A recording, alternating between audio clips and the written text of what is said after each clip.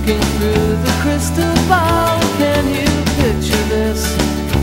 And it isn't sabotage. Ciao and welcome to Gio's Paintbrush, where 5 minutes is all it takes to be blown away by one of the world's greatest artists. In today's show, we're heading back to Chicago, to the Art Institute, to discuss a classic American painting that is widely known and often imitated here in the U.S. and abroad, but often underestimated in terms of its complexity.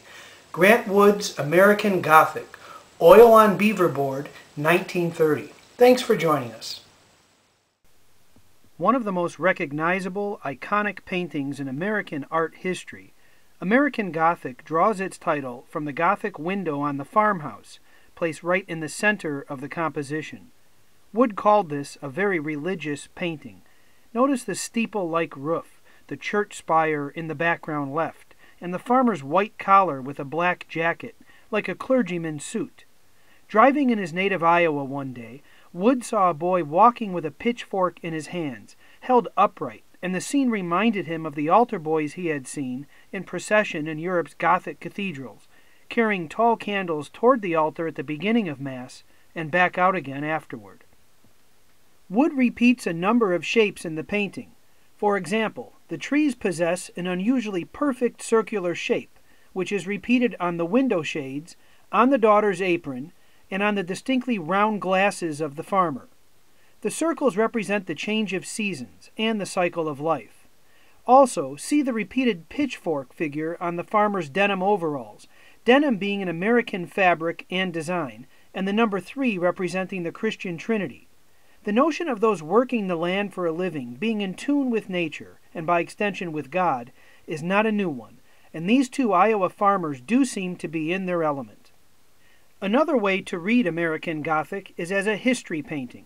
A Midwest farmer and his spinster daughter stand in a defensive position during the Great Depression and the 1930s Dust Bowl, facing foreclosure and blocking entrance to their home.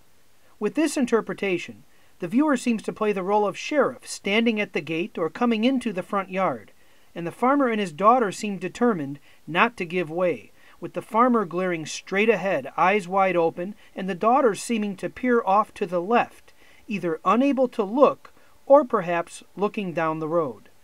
Wood's sister and his dentist served as models for this painting, and another aspect of the work is the identification of traditional American gender roles. Wood positions the father in front of the red barn, not the home, and the daughter is positioned in front of the kitchen and the houseplants on the porch.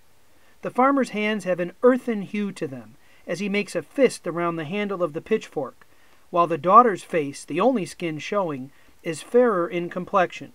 The farmer is dressed in overalls, work clothing, while his daughter wears a smock with lace and a brooch, and the male figure in this painting stands boldly in the foreground, with the female figure placed behind him, even partially obscured by his size and positioning. The house used by Wood still stands in Iowa today.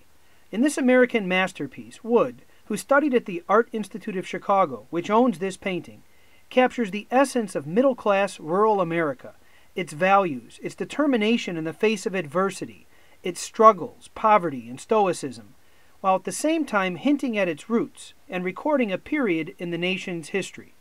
Is Wood poking fun at rural America, or attempting to canonize it, to memorialize it? It's just not clear. If it is satirical, it's more than that too. This seemingly straightforward work is much more complex than it appears, and I'm still trying to get a full handle on it today. Thanks for joining us. Like I could when I was 4, and it's picturesque. Doesn't hurt me anymore. Can you picture it?